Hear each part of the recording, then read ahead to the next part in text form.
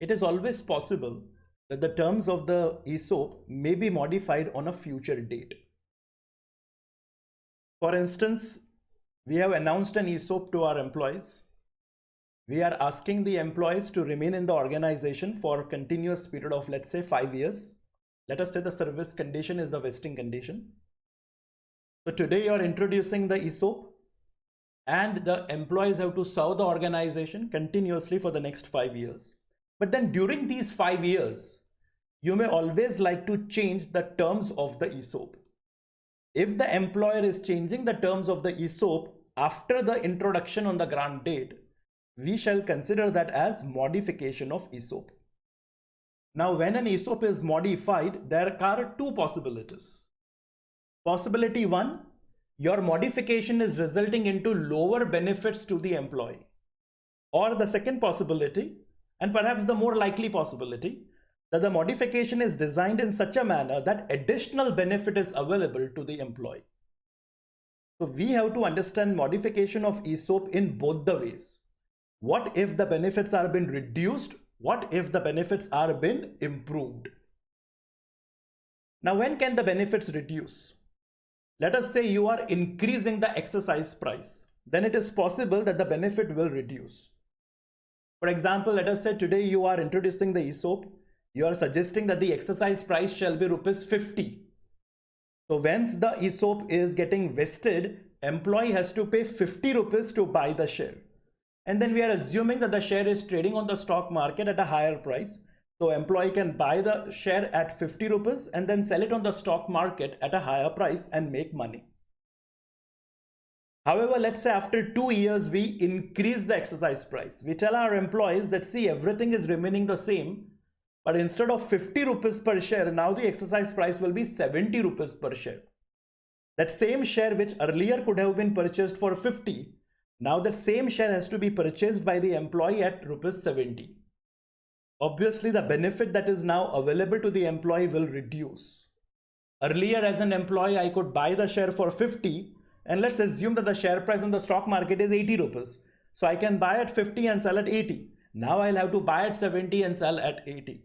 Earlier, higher benefit was available to the employee, but that benefit has reduced. Ind AS 102 says that if the modification in the ESOP is reducing the benefits available to the employee, then ignore the modification. Ignoring the modification means no need to reduce the expense that you are recognizing in your books. You get my point? So let us say on 1st April 2021, you have introduced an ESOP. 2 years or 3 years down the line, you are modifying the ESOP, but the modification is in such a way that the fair value of the option has reduced. Fair value of the option reduces, that signifies that the benefit available to the employee has reduced. But we will not alter the accounting that we are already doing. We will continue with the original accounting. Okay, we will not reduce the expense to be recognized in our books. Ind AS 102, as I said earlier, suggests that any modification in the ESOP which is reducing the benefits available to the employee, then such modification should be ignored. You may wonder why. Why should I really do this? Why should I ignore the modification which is reducing the benefit? Right from the very beginning, we have been suggesting that, see, on the grant date, just think for a moment that the grant date is 1st April 2021. And on that day, you are determining the fair value of the option. And let's assume the fair value of the option is 20. Right from the grant date, we have been arguing that the benefit that we are passing on to the employee is ₹20 per option. Later on, if you are modifying the ESOP, still we will continue with the original expense only. Our line of argument will be that, see, on 1st April 2021, you introduce the ESOP, you promise to transfer to your employees a benefit of ₹20, that is your expense, right? So we will stick to the expense that we were recognizing with reference to the grant date. Even if at a subsequent time the fair value is reducing, we will ignore that. Our argument right from the very beginning will remain the same, that see, on the grant date, you had promised the employees that we will pass on a benefit of rupees 20 per option. We will continue to account our expense at 20 rupees per option, right? So there is no scope of reducing the expense that we are planning to book. On 1st April 2021, when I introduced the ESOP, I was aware that I am transferring a benefit of 20 rupees per option to my employee. Let that remain my expense. Okay, so we will ignore the modification which is reducing the fair value. We shall continue with the original fair value on the grant date, and as per that, whatever expense needs to be recognized, we shall recognize the same. However, it is very much possible that because the value of the benefit transfer to the employee has reduced, this time a higher number of employees may allow the vested options to lapse. If a higher number of employees are allowing the vested options to lapse, then whatever is the unutilized balance in the SBP reserve, we will ultimately transfer it to the retained earnings. Right, so that will be how the accounting will be carried out. More important is when you are modifying the ESOP in such a way that the benefits available to the employee is increasing. This will result into incremental benefit passed on to the employee. Incremental benefit to the employee is going to cost the company. And because it is going to cost the company, additional expense should be recognized. For example, let us say you are reducing the exercise price. Think for a moment. Right now, the exercise price is 50, and let us assume that at the time of vesting, at the time of exercising rather, the share price is 80. So right now the employee pays 50 and gets a share which is worth 80 on the stock market. But what if I reduce the exercise price from 50 to 30? Now you can buy that same share for 30 and sell at a higher price of 80. You are now giving more benefit to your employee. More benefit to the employee means extra cost to the company. And if there is extra cost to the company, now you cannot say I will ignore it. Okay, earlier expense was reducing, that you are ignoring, fine. But you cannot ignore the fact that the benefit available to the employee, that is the commercial cost to the company, is increasing. This incremental cost needs to be accounted for. Let me take some figures and walk you through the same. Let us say on 1st April 2021, you are introducing an ESOP. Okay, just a second. On 1st April 2021, you are introducing an ESOP, and this ESOP has a fair value of rupees 20. And let us say the vesting condition is a service condition of 5 years. Employee has to remain in the organization for 5 years, and after that the option will vest. We are giving a benefit of 20 rupees per option granted to our employee. Okay, now let's say 2 years down the line. Let us say on 1st April 2023, you are modifying the ESOP. So you modify the ESOP. And once you modify the ESOP, I calculate its revised fair value. And let us say the revised fair value is turning out to be 30. Your modification is such that you are providing higher benefit to your employee. So the fair value has increased. As we understood earlier, incremental fair value is an additional cost. This additional cost, this additional expense needs to be recognized. So question is, what is the incremental fair value? Now looking at the figures, you will argue that the incremental fair value is 10 rupees. Isn't it? 20 I am comparing with 30. When I introduced the ESOP, the fair value was 20. At the time of modification, the fair value is 30. So 30 minus 20, incremental fair value is rupees 10. However, let me tell you, it is not so. You cannot compare 20 and 30. Understand?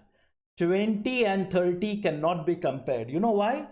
Because they are on two different dates. Difference between 20 and 30. There are two reasons that why there is a difference in the fair value. Reason number one, of course, is that the terms of the ESOP were modified. But the second reason is it is on a different date. fair values of 20 and 30 are at two different time frames, and because they are at two different time frames, they are not comparable. So you know what you will have to do? You know what you'll have to do? On 1st April 23, okay, on 1st April 2023, you will have to ask yourself that if the original ESOP is introduced, right, the original term ESOP is introduced on 1st April 2023, what will be its fair value? You get my point? We are simply asking ourselves that whatever were the terms and conditions on 1st April 2021, okay, on 1st April 2021, whatever were the terms and conditions of your ESOP, same terms and conditions is introduced on 1st April 2023, then what will be its fair value? Let us say the fair value is turning out to be 27. You know what? Now this 30 and 27 are comparable. The reason they are comparable is because both of them are on the same date. 30 rupees is on 1st April 2023. 27 is also on 1st April 2023. So 30 can be compared with 27. So 3 rupees is the incremental fair value. This has to be recognized as an additional expense. So I will compare fair value of the modified ESOP on the date of modification. See, this is the fair value. Understand, this is the fair value, 30 rupees. What is 30? 30 is fair value of modified ESOP on the date of modification will be compared with fair value of original ESOP but on the date of modification. Modified ESOP should be compared with the original ESOP, but both the fair values should be on the same date.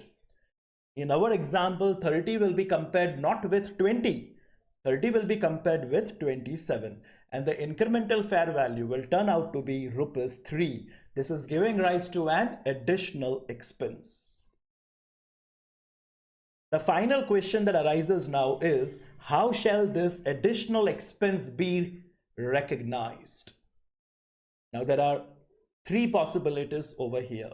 Understand. First, the one that we are discussing. On 1st April 2021, our vesting condition was 5 years. 2 years have gone by and now you are modifying the ESOP. That means 3 years of vesting period is still left. So whatever is this additional expenditure, this additional expenditure should be recognized over the remaining vesting period of 3 years. You get my point? So if the ESOP is modified before the vesting period ends, incremental fair value will be recognized as an expense over the remaining vesting period. Second possibility. ESOP is getting modified at the end of the vesting period. Let us say the vesting period is ending on 31st March 2025. Let's assume for a moment 31st March 2025. And on that date itself, I modify the ESOP. Now no time is left. Whatever is the additional expense, it shall be recognized immediately, right? Entire amount will be recognized immediately because the modification was done at the end of the vesting period. And the final possibility, I can change the terms and conditions of the ESOP on the last day, that is on the date when it is getting vested, but simultaneously I extend the vesting period. Let us say the vesting period was ending on 31st March 2025. On 31st March 2025, I as an employer, I change the conditions of the ESOP and I tell my employees that these revised conditions have to be fulfilled now over an extended vesting period of 2 years. So I'm extending the vesting period. If you are extending the vesting period, then incremental fair value will be recognized as an expense over the extended vesting period. We do have a write-up with respect to the same. You are modifying the ESOP and the modification is reducing the fair value. You should ignore it, right? Ignore the modification. If the ESOP modification increases the fair value per option, then this is giving rise to additional expenditure. So incremental fair value will be treated as an additional expense. How to calculate the incremental fair value? It should be fair value of modified ESOP on date of modification, fair value of original ESOP, but original ESOP fair value also on the date of modification. Both the fair values should be on the same date. One fair value of modified, another fair value of the original. And finally, how is it going to be treated as an expense, right? As I said, if the modification is done during the vesting period, then recognize it over the remaining vesting period. You may be doing modification at the end of the vesting period, then recognize additional expense immediately at the end of the vesting period. And modification is carried out extending the vesting period, then recognize the expense over the extended vesting period. Right? 5 years is the vesting period. After 2 years, you make the modification. Recognize the expense over the remaining vesting period of 3 years. 5 years is the vesting period. On the last day I am modifying, last day, no vesting period is now left. Recognize entire amount immediately as an expense. 5 years is the vesting period. 5 years have come to an end, and now I extend the vesting period by another 2 years and then modify the ESOP. You extended the vesting period by 2 years, recognize it as an expense over the extended period of 2 years.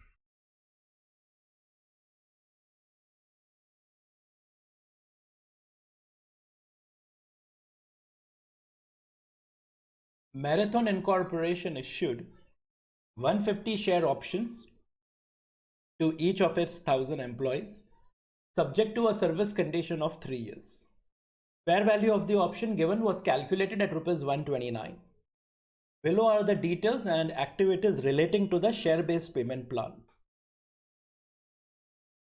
150 share options are granted by us to our 1,000 employees, but we have put a service condition. You have to be in the company continuously for 3 years. Okay. Our experience at the end of year 1 is that 35 employees have left and further 60 are expected to leave. Share options repriced as market value of shares has fallen, as the fair value fell to Rs 50. After the repricing, they are now worth Rs 80. Hence, expense is expected to increase by Rs 30. They are saying that we are repricing the option, and because you are repricing the option, the fair value is changing, right? Basically, you are doing a modification of the ESOP. They are saying after the repricing, they are worth 80. Although originally they had become worth 50. So when I compare 50 and 80, I realize that expense is expected to increase by Rs 30. So Rs 30 is nothing but the incremental fair value. And we know the incremental fair value has to be recognized as an additional expense. Because you are doing modification during the vesting period, this will be recognized as an expense over the remaining vesting period. Vesting period is 3 years. You are doing modification at the end of the first year, so 2 years are left.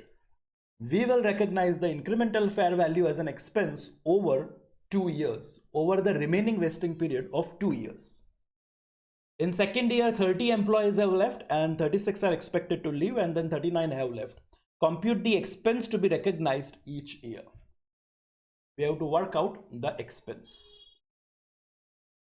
For determining the expense, I will first require the number of employees who will fulfill the vesting condition. So first, that is what we will be doing. We will work out what are the number of employees who are expected to fulfill the vesting condition.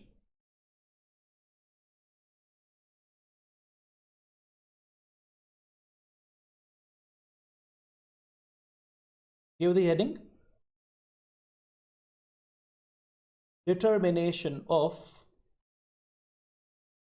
number of employees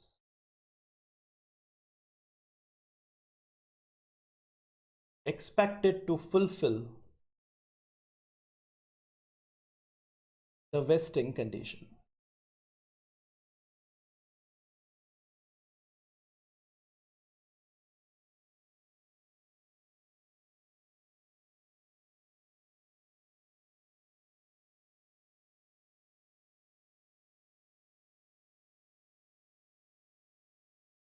3 years are there. We'll do calculations for the 3 years. We are still preparing the table. Just pause the video here and complete the table.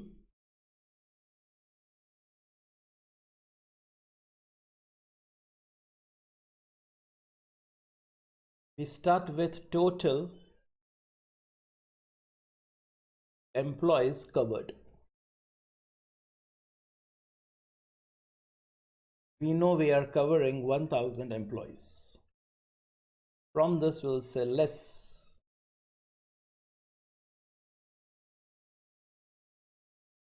employees actually left, and we will also deduct employees expected to leave. Okay.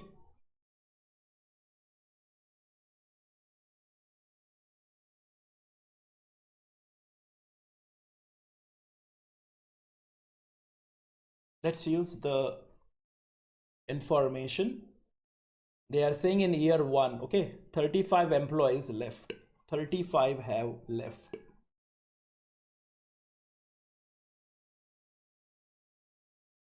And in that same, they are saying 60 employees are expected to leave.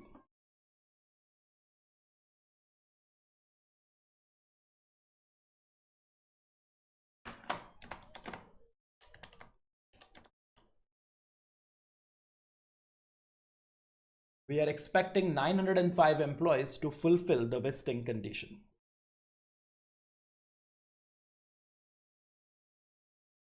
Check with the second year now. 30 employees have left. 30 have left. Okay. 35 earlier and now 30. 65 employees have left.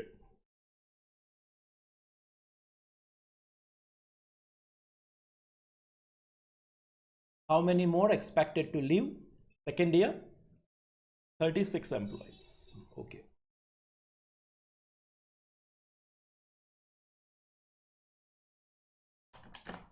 Thousand minus 65 minus 36. 899 employees are expected to fulfill the vesting condition.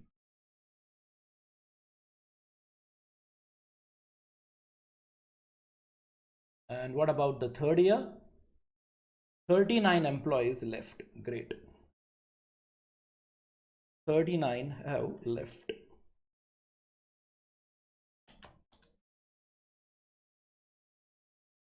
Total 104 employees have left. It's the end of the vesting period. 896 employees are finally the employees who are having vested options. Right, so we realize the number of employees that have vested options, 896.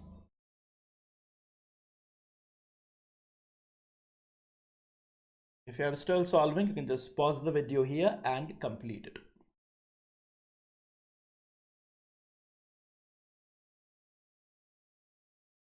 It's time now to answer the main question. Compute the expense to be recognized each year. Yeah, as usual, I am ready with the table. We will be computing the expense to be recognized each year. Pause the video, prepare this table, and then play the video again.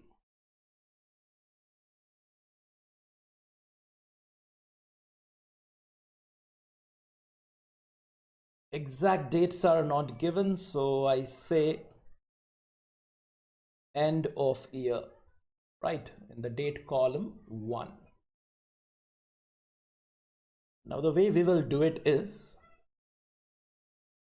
we'll say here original. Okay, you may have a look at the way I'm doing the calculation and then you may write it down if that is fine with you. I'll say original. 905 employees are there and the original fair value is 129. Okay, and 150 options. 905 employees. 905 employees. Number of options granted is 150. And the fair value is 129, isn't it? 129.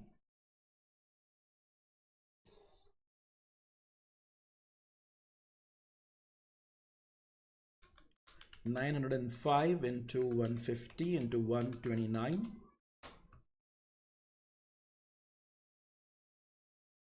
We are getting 1,75,11,750.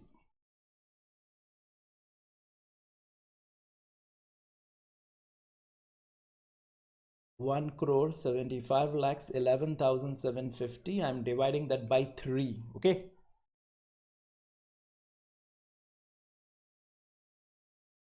I get 58,37,250. Total provision is just counting the years, so into 1, 58,37,250. Nothing is recognized for the year 58,37,250.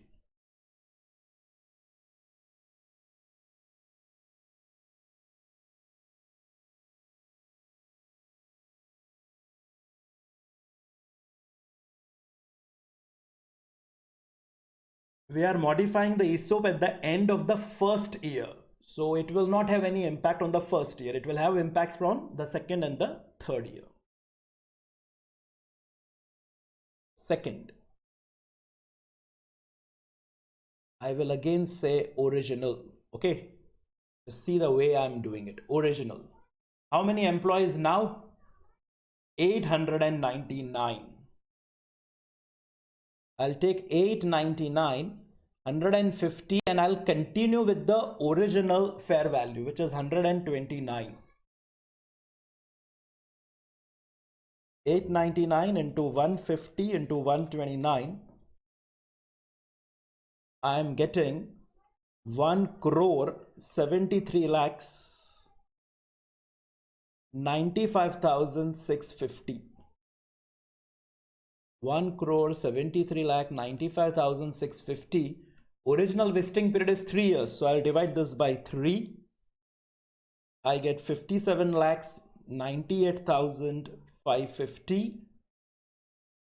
57,98,550. I multiply by 2. I get 1,15,97,100. Provision already recognized is 58,37,250.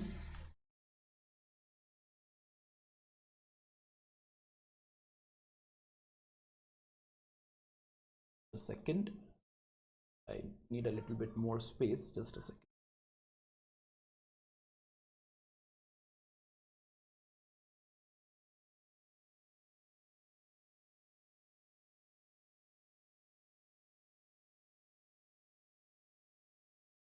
I'm getting 57 lakhs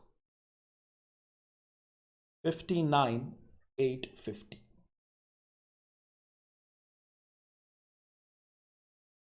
And along with the original, I will now introduce modified. Okay. I will now introduce modified.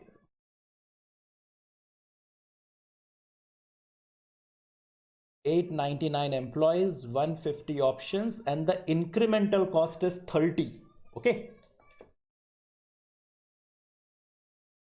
So multiply with the incremental fair value. I get 40,45,500. This 40,45,500 should be recognized as an expense over the remaining vesting period, and the remaining vesting period is 2 years. So I get here 20,22,750. For the modified version, this is the first year. So I'll multiply by 1. 20,22,750. For the modified, nothing is recognized right now. So 20,22,750.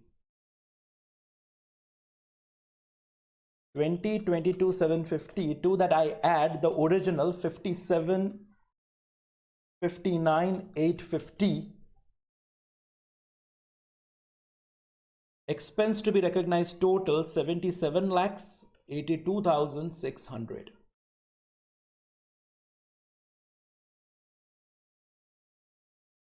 Original accounting will continue as it is, and the modified has to be recognized as an expense over the remaining vesting period. While the original fair value has to be recognized as an expense over the original vesting period.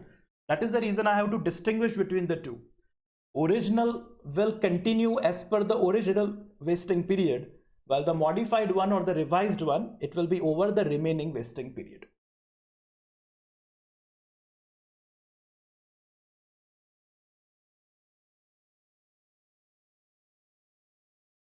We need to do it for the third year now.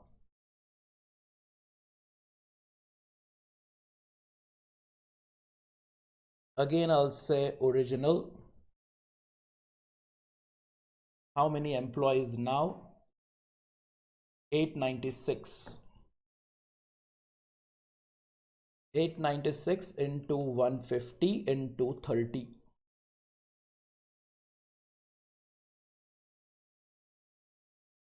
Sorry, it's not 30. Sorry, I just copied from the top.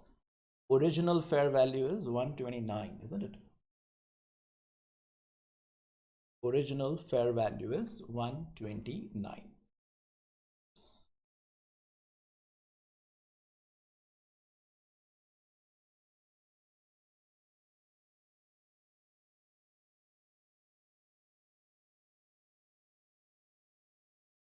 One crore 73 lakhs 37,600. 1 crore 73 lakhs 37,600 divided by 3, the original vesting period. 57, 79, 200. 57, 79, 200 into 3. It will return back the figure. 1 crore 73 lakhs 37,600. And how much was it recognized earlier? Right, earlier, how much we have recognized? Here it is. 1 crore 15 lakhs 97,100.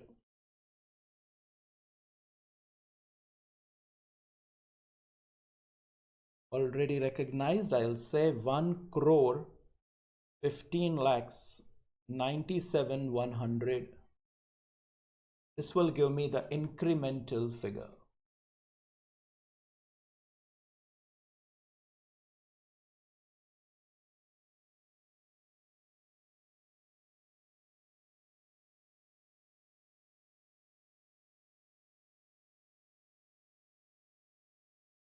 $57 lakhs 40,500. Okay. And then I say modified.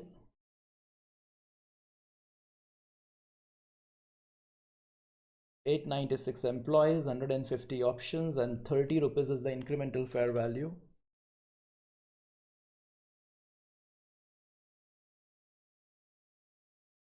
$40 lakhs 32,000. 40 lakhs 32,000 will be recognized over the remaining vesting period of 2 years. 20 lakhs 16,000.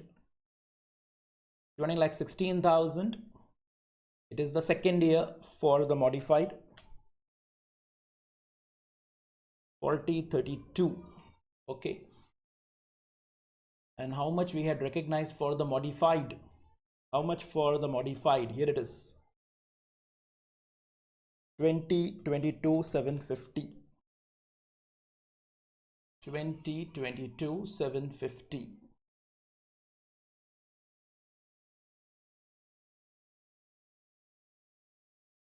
I will recognize another 20 lakhs 9,250.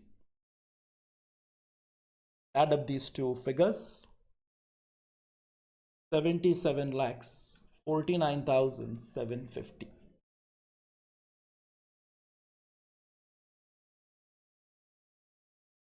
Original over the original vesting period, modified over the remaining vesting period.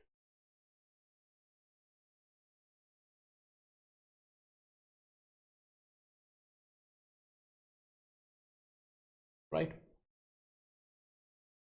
I'll give you the full view if something is left.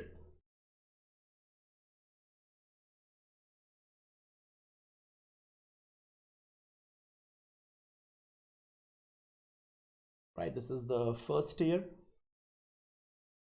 First year is fine, there is nothing extraordinary over there. Only the original is to be accounted for. Yes, then the second year.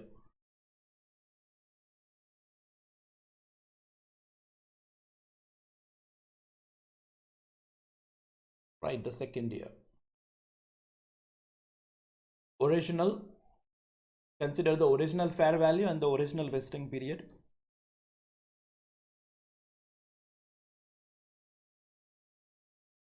Modified, consider the incremental fair value of 30, but it will be recognized over the extended vesting period. Over the remaining vesting period of 2 years. My apologies, not extended, but the remaining vesting period. And finally, of course, the third and the final year.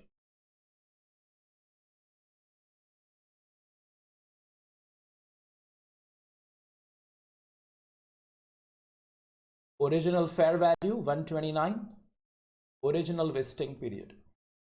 Incremental fair value 30, remaining vesting period 2 years. Right?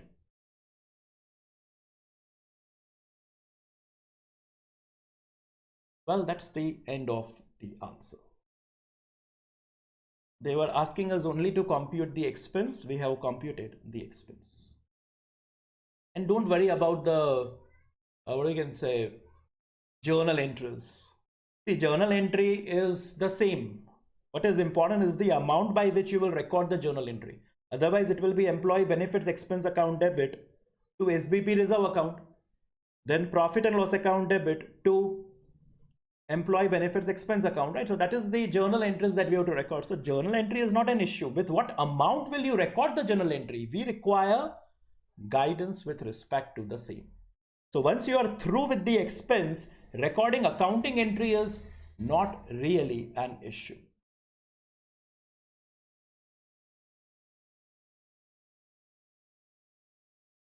UA Limited had on 1st April 2021 granted 1,000 share options, each to its 2,000 employees. The options are due to vest on 31st March 2024, provided the employee remains in employment till 31st March 2024. So 1st April 2021, we consider that as the grant date. On that date, you have granted 1,000 share options and you are having total 2,000 employees, right? And the options are due to vest on 31st March 2024, provided the employee remains in employment till 31st March 2024. It's a very regular question where a service condition has been set.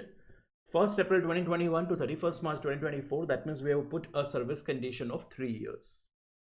On 1st April 2021, the directors of the company estimated that 1,800 employees would qualify for the option on 31st March 2024. This estimate was amended to 1,850 employees on 31st March 2022 and further amended to 1,840 employees on 31st March 2023. How many employees will exercise the option on the grant date is not important, because provision for the expense will not be recognized on the grant date. Provision for the expense will be recognized at the end of the year. So what matters is the number of employees that are expected to fulfill the vesting condition at the end of the year. So 31st March 2022, 1,850 and 31st March 2023, 1,840. Actually, still one more date is there, 31st March 2024, but they have not given us any information for 31st March 2024. On 1st April 2021, now that's the grant date, the fair value of the option is 1.2. we know that throughout the vesting period, you should be valuing the options using the fair value on the grant date. So this is an important information that on grant date it is 1.2. Whether it is 31st March 2022 or 31st March 2023 or 31st March 2024, we shall be using the fair value on the grant date, which is 1.2. Then they are saying the fair value increased to rupees 1.3 as on 31st March 2022, but due to challenging business conditions, the fair value declined thereafter. That's what I was suggesting earlier. You know, your concept should be very clear over here. Right from the very first session when we introduce ourselves to the ESOP, I have been constantly suggesting to you that the only fair value that matters is the fair value on the grant date. Right? The grant date fair value is 1.2. Fair value will keep on fluctuating on every balance sheet date, but we are not supposed to consider that fair value unless and until the ESOP is modified, and that too only if the modification is increasing the benefits available to the employees. In other words, the fair value should be increasing. So what I'm just trying to suggest is that this fair value which is increased to 1.30, it should be ignored. Okay, just ignore it. Then they are saying in September 2022, when the fair value of an option was 0.9, the directors repriced the option and caused the fair value to increase to rupees 1.05. You have repriced the option. Repriced the option means you have carried out a modification. Now, if a modification is carried out, then yes, in that situation, the revised fair value should definitely be considered, right? Let me put more focus on that para. They are saying in September 2022, when the fair value of the option was 0.9, that means this is the original fair value on the modification date. The modification date is September 2022.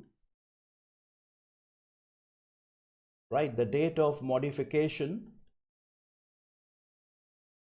is 30th September 22. We require the modified ESOP and the original ESOP, okay, and the original ESOP. On 30th September 22, they are saying that the fair value of the option was 0.9. That means the original ESOP has a fair value of 0.9. And they are saying that because of the modification, the fair value is increased to 1.05. So modified will be 1.05. So 1.05 minus 0.9. Okay, 1.05 minus 0.9. That is turning out to be rupee 0.15. This is your incremental fair value, and this incremental fair value should be recognized as an expense. Because you are doing the repricing, because you are doing the modification during the vesting period, this additional expense will be recognized over the remaining vesting period. Then they are saying that trading conditions improved in the second half of the year, and by 31st March 2023, the fair value of the option was 1.25. This fair value also needs to be ignored. Only the fair value on the date of modification will be considered, and that is what is giving rise to the additional expenditure. After that, again the fair value will go up and down. We have to ignore it.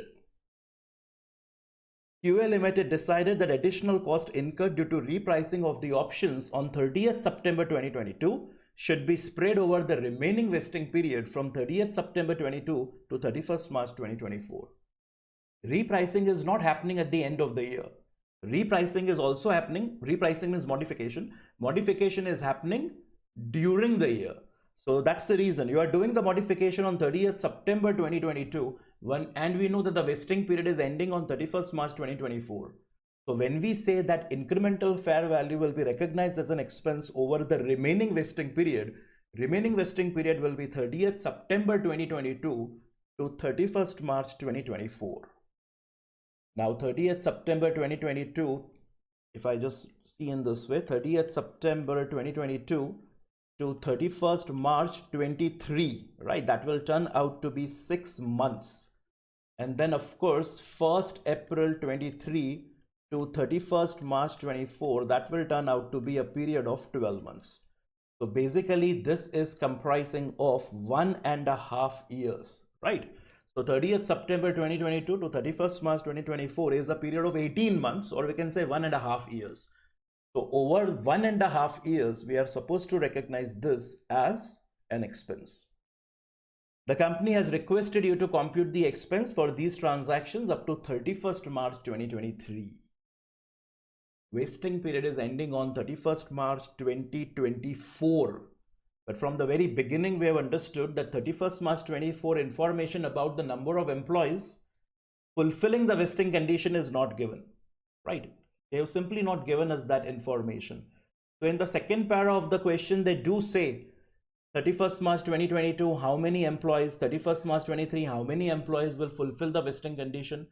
Nothing is given for 31st March 24. So we cannot determine any expense for 31st March 24 because we simply do not know how many employees actually have vested options. But it's fine. For whatever period we can calculate, let's do it for that. Let's work out the expense.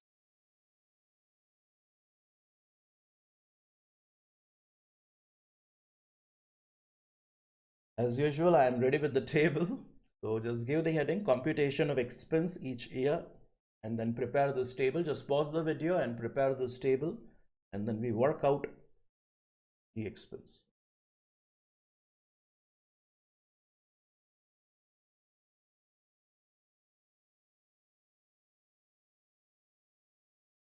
Yes, the first date that we consider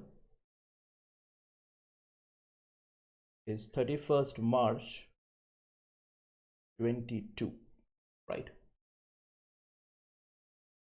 And we first consider the original.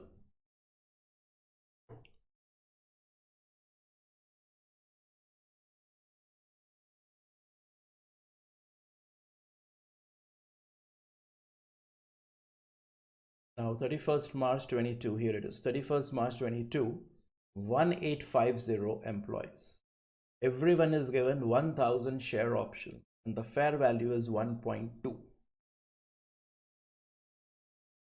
So over working 1850 employees, 1000 options and fair value is 1.2.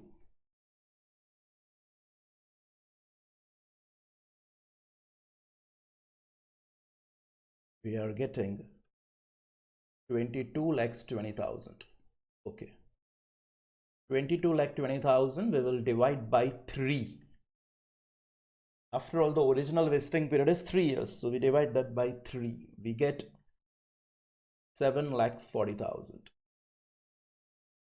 7,40,000 into 1, that's the provision. Very first year, nothing is recognized. Provision for the year will turn out to be 7,40,000.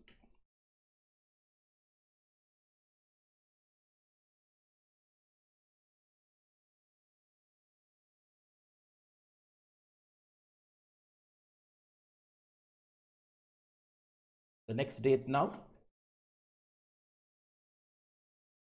31st March 23. Again, we will first say original.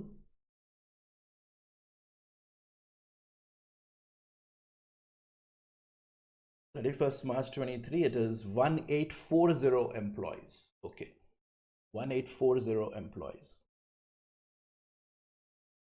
1840,000 and continue with the original fair value 1.2.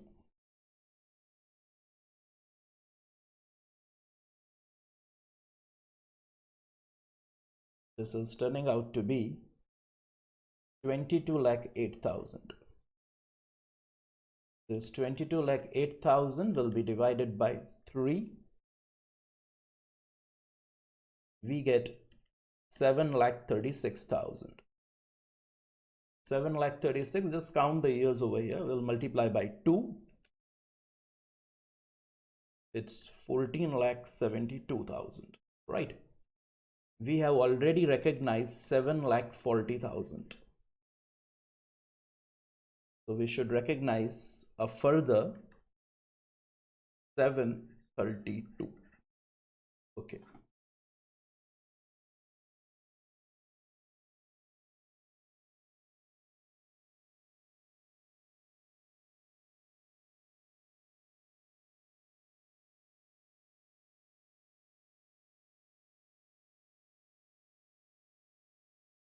And now we have to introduce modified. Okay, modified. Now understand the working over here. 1840 into 1000 into the incremental fair value, which is 0.15. This 0.15 I am showing in brackets 1 point, which was that, 1.05, yes, 1.05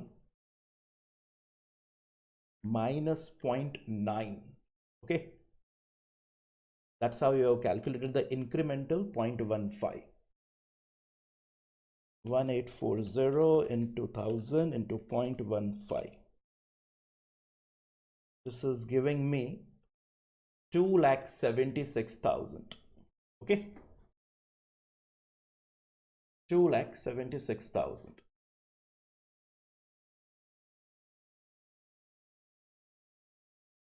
2,76,000 will be recognized over the remaining vesting period. We understood the remaining vesting period is 1.5 years, 1.5 year.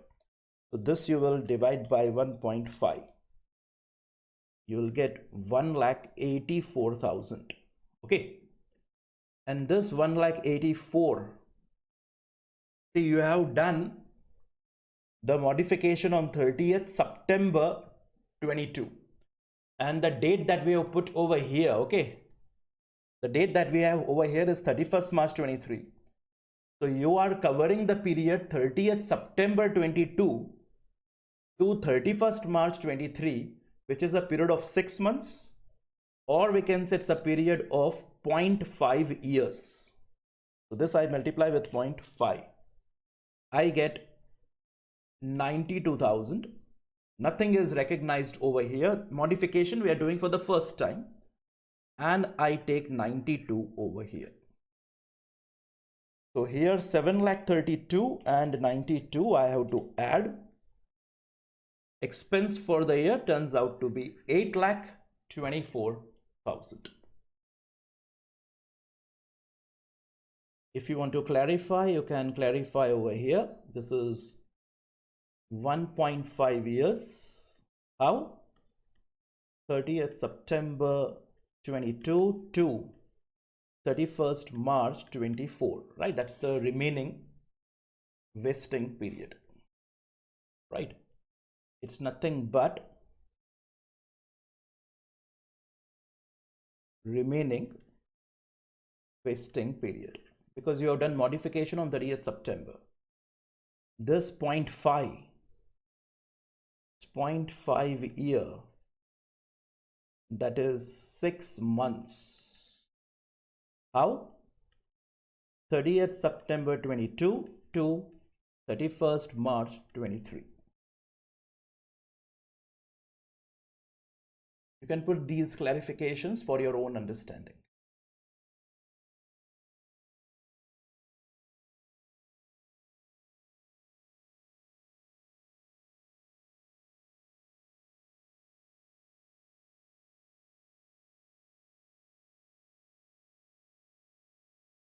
So when it comes to the expense, the first year we are recognizing 7,40,000, and on 31st March 23 we are recognizing 8,24,000. Actually this exercise has to be repeated on 31st March 24 also, but for 31st March 24 they have not given us how many employees are actually fulfilling the vesting condition. In any case, if you understand the question itself says that compute the expense for these transactions up to 31st March 23. So we have calculated this up to 31st March 23.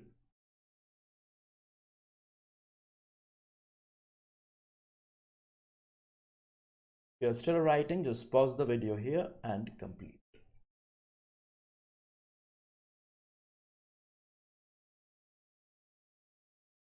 Forget about modification. This time the employer has decided to cancel the ESOP. Just think for a moment that what should be the accounting treatment if the ESOP is getting cancelled.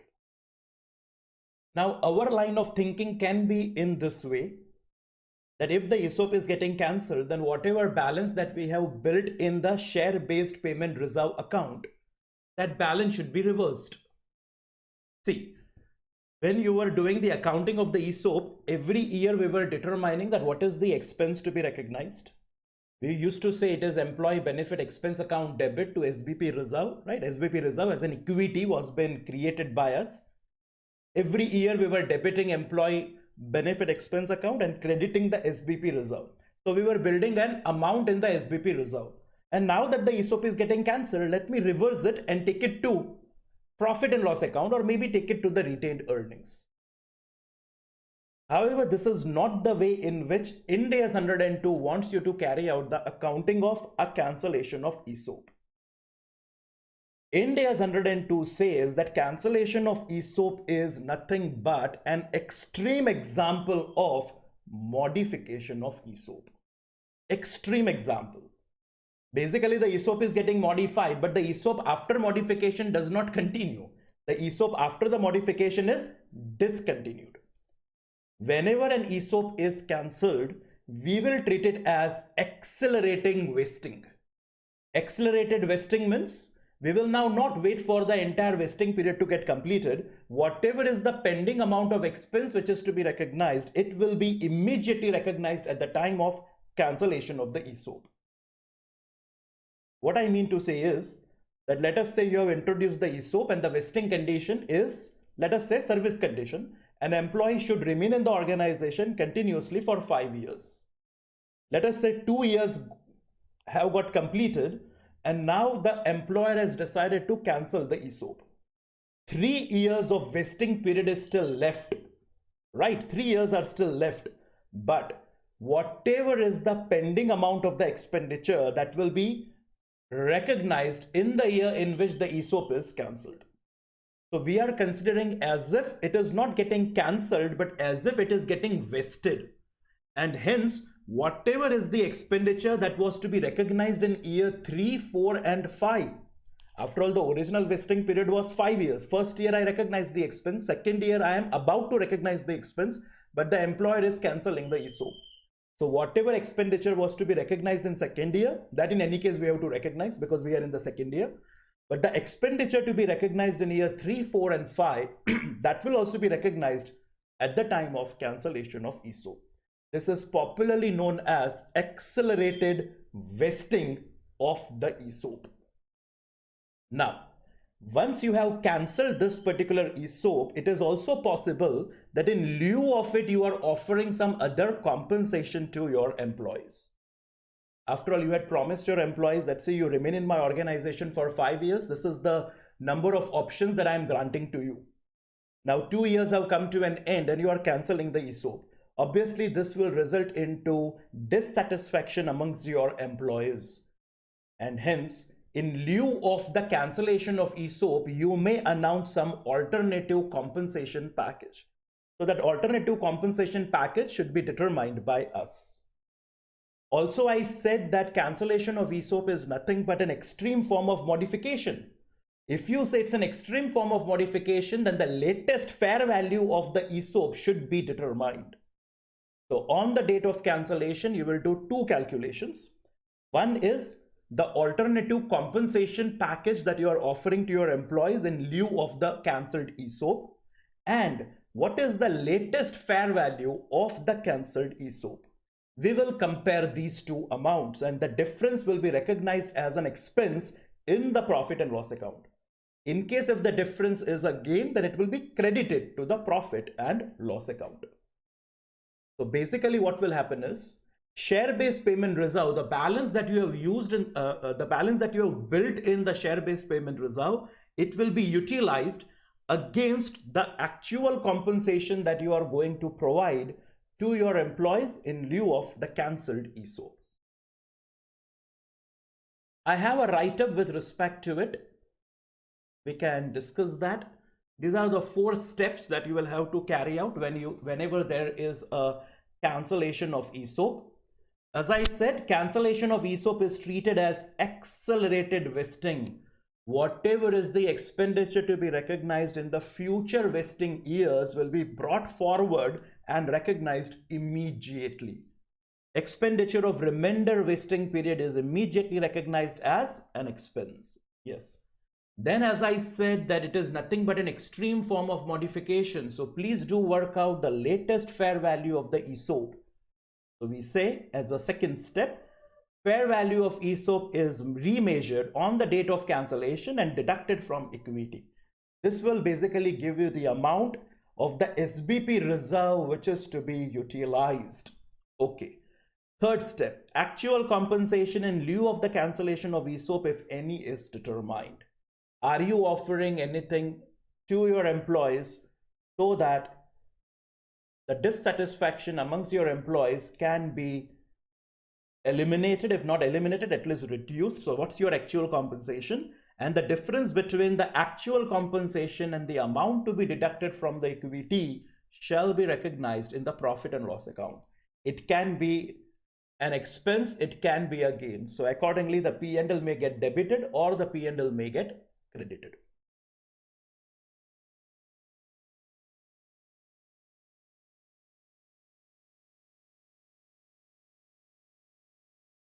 Anara Fertilizers Limited issued 2000 share options to its 10 directors for an exercise price of rupees 100.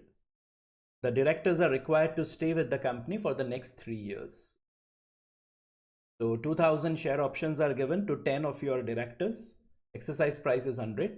And you have put a vesting condition, which is a service condition. The directors have to remain in continuous employment of the entity for 3 years. Fair value of the option estimated is 130. Expected number of directors to vest the option are 8. During the year 2, there was a crisis in the company and management decided to cancel the scheme immediately. It was estimated further as below. That fair value of the option at the time of cancellation was rupees 90 and the market price of the share at the cancellation date was rupees 99. There was a compensation which was paid to directors and only 9 directors were currently in employment.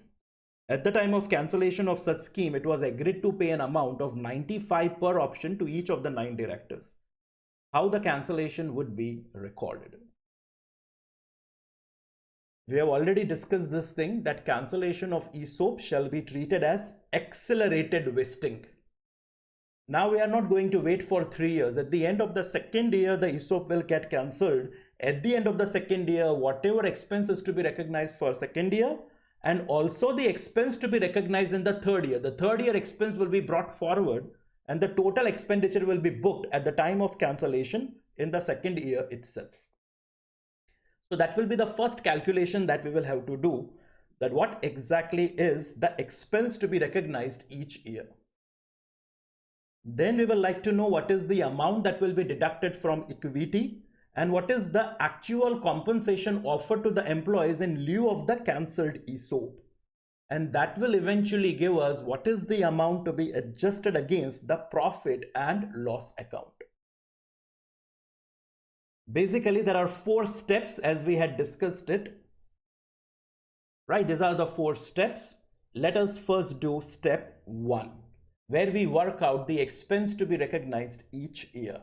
We are going to treat the cancellation of ESOP as accelerated vesting, and whatever is the expenditure, it shall be immediately recognized.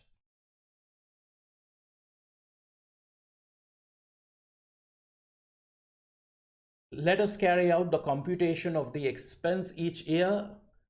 I am ready with the table. Just pause the video here. Prepare this table so that we can determine the expense to be recognized.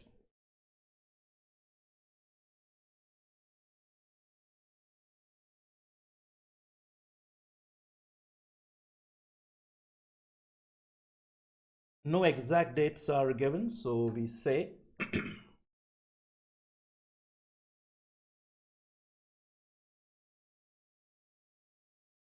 we do it at the end of year 1. Now at the end of year 1, we are expecting that 8 directors will be there. 2,000 options are given to them and the fair value is 130. 8 directors, 2,000 options and 130.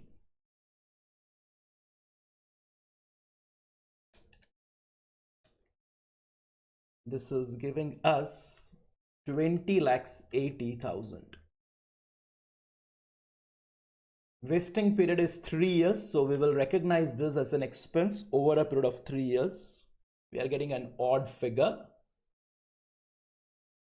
6,93,333. This is the very first year, so I multiply that by 1. Since it's the very first year, nothing is recognized. The expense to be recognized for the year is 6,93,333.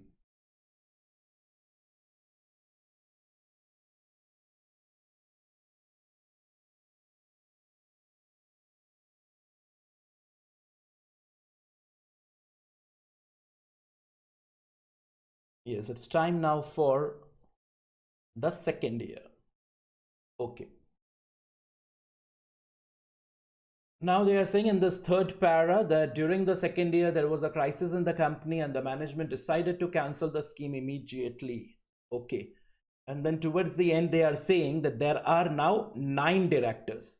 Originally we were of the view that there will be only 8 directors by the time the options will get vested. But because you are cancelling this particular ESOP and you are cancelling it at the end of the second year, you realize that you still have 9 directors in the company. So we'll have to do this calculation now for 9 directors.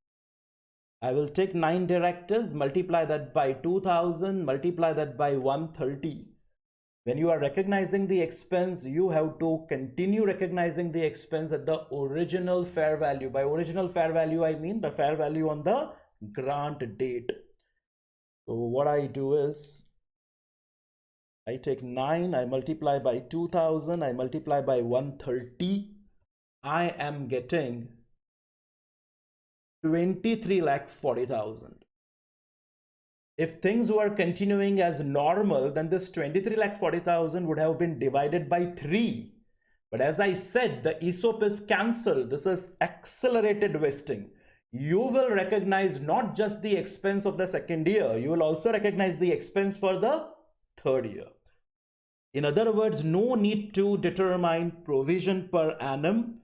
We will say that the total provision required is 23,40,000.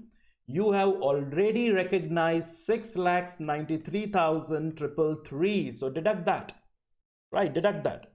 The expense to be recognized for the year is 16,46,667.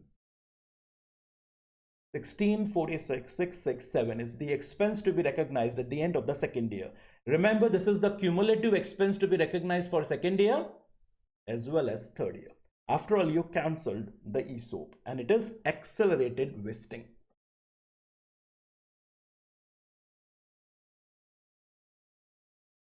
If you are still solving, you can just pause the video and complete it till here.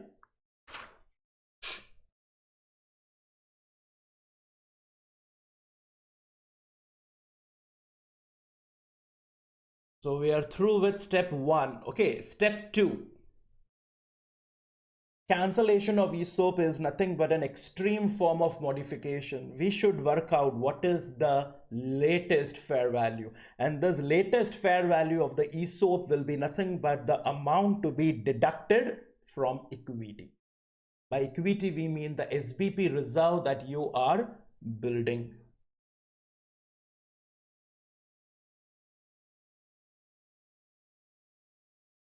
We say amount to be deducted from equity. We will determine this amount.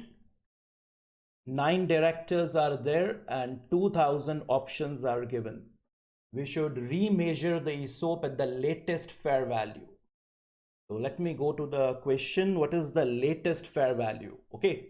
When you introduce the ESOP, at that time the fair value was 130. but the fair value of the option at the time of cancellation is 90.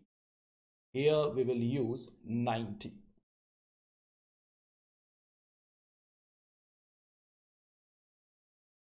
Nine directors, 2,000 options at 90, turning out to be 16,20,000. So we are remeasuring the ESOP. We are revaluing it at the latest fair value. And this is the amount that will be utilized from the SBP reserve account. They say deducted from equity. Where is the equity here?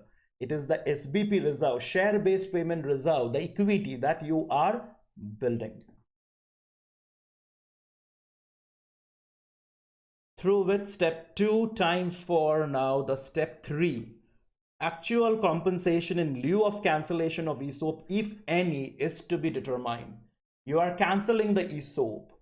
Are you offering something else, an alternate package to your employees? Here, of course, directors. And we know in Ind AS 102, even in Ind AS 19 also, employees do include the directors. Yes, the last para. There was a compensation which was paid to the directors, and only 9 directors were currently in employment.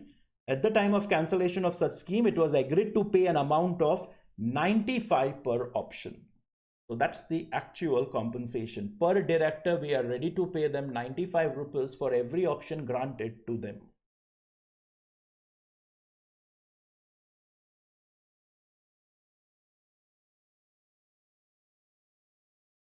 Determination of actual compensation paid. Yes. 9 directors, 2,000 options, and we are ready to pay them 95 per option.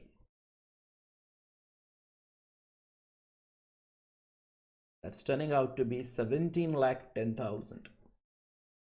The compensation that we are offering in lieu of the cancelled ESOP is 17,10,000.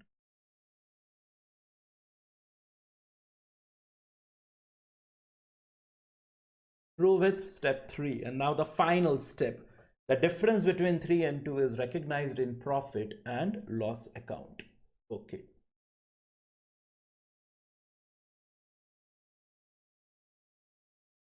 Say difference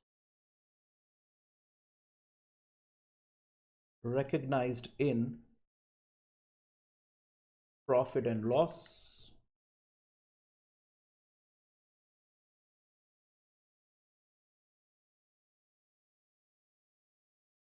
Here,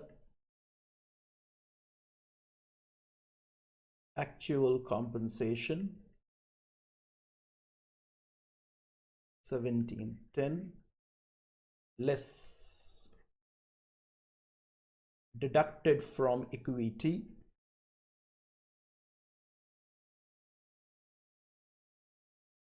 16,20,000. Difference is 90,000. Debited to profit and loss. The deduction in the equity is falling short of the compensation that we are offering, and that's the reason it's an expense. I will debit it to the profit and loss account, or you can even say it is a loss on cancellation, which I'll be debiting to the P&L.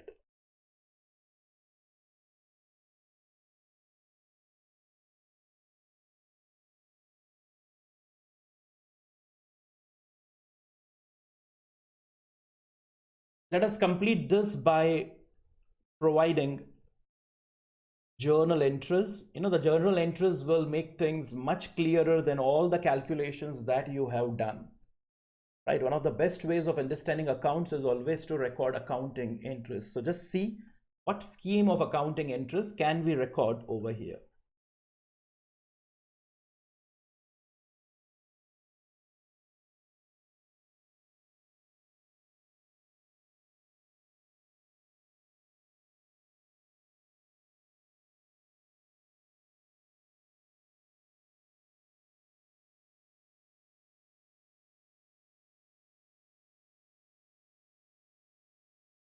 Right, our accounting entry, first one will be for recognition of provision.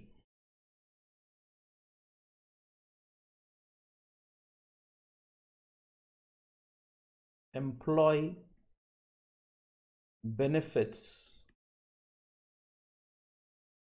expense account debit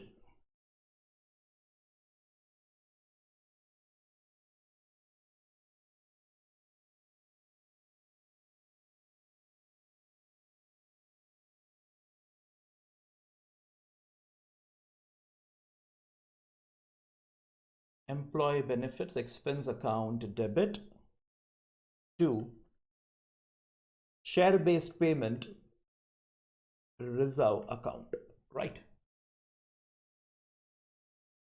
First year we are recognizing 6,93,333.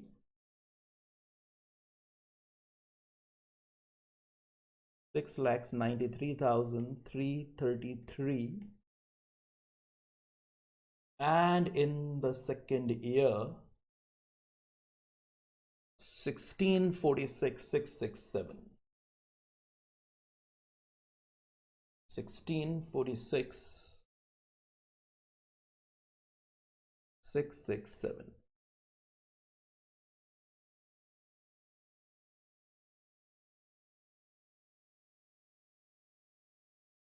Employee benefits expense account debit to SBP reserve account. This will be recognized as an expense now, so we say recognition of expense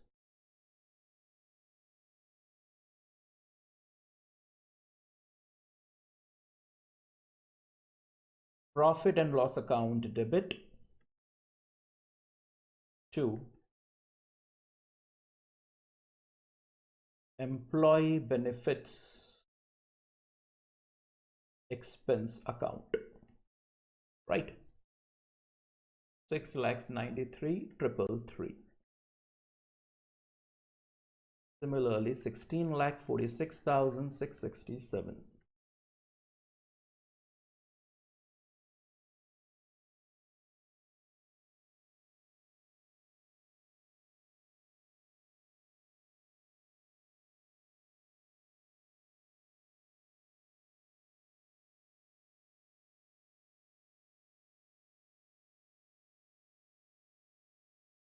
Now the main accounting entry that we will record on cancellation of ESOP. Right, we will be recording for the cancellation of the ESOP. This is the working that we will be using now. Okay, this difference recognized in the P&L is what we will incorporate by way of an accounting entry now.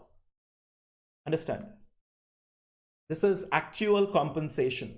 They are saying actual compensation is 17,10,000.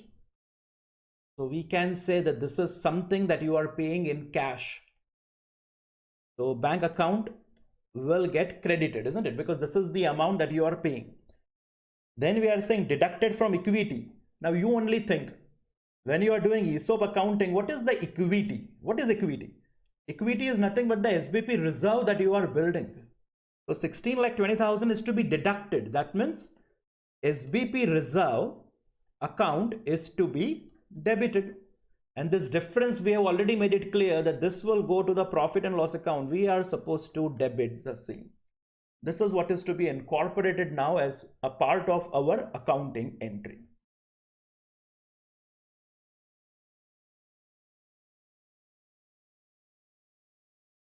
It is share-based payment, reserve account debit, 16,20,000.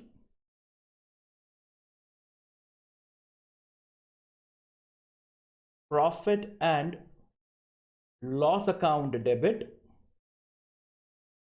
90,000. To bank account, your actual compensation that you are offering to your employees is 17,10,000. Okay, 17,10,000.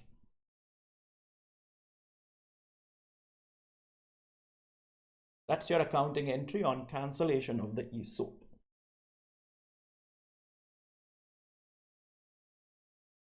SBP reserve debit 1620, P&L debit 90, bank account credited by 17,10,000 by the amount of the actual compensation that you're offering to your directors. And finally, if you see the total balance that you have built in the SBP reserve, see, this is the total balance that you have built in SBP reserve, 23,40,000. If you take a total over here, if these two figures are added, you will get 23,40,000. We are saying employee benefits expense account debit to SBP reserve, 6,93,333. SBP reserve will be again built in the next year. Employee benefits expense account debit 16,46,667 to SBP reserve. So total balance in the SBP reserve is 23,40,000. Okay, 23,40,000. And out of 23,40,000, you have utilized 16,20,000. So from 23,40,000, I deduct 16,20,000. There is still a balance of 7,20,000 in the SBP reserve. Now that the ESOP is cancelled, the 7,20,000 should be transferred from the SBP reserve to a revenue reserve. You may transfer it to general reserve, or you may just transfer it away to retained earnings, right?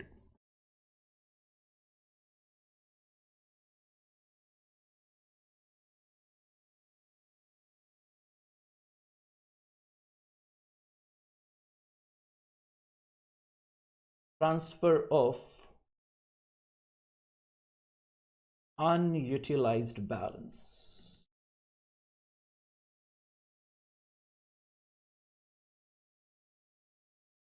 SBP reserve account debit. SBP reserve account debit.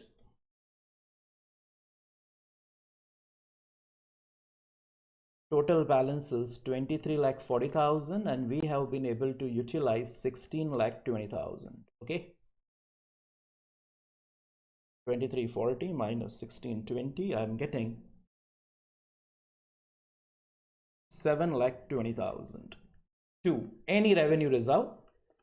Let's assume we are transferring it to retained earning.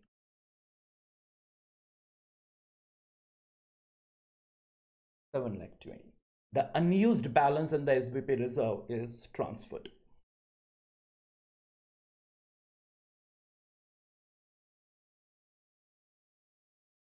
That completes our discussion on cancellation of ESOP.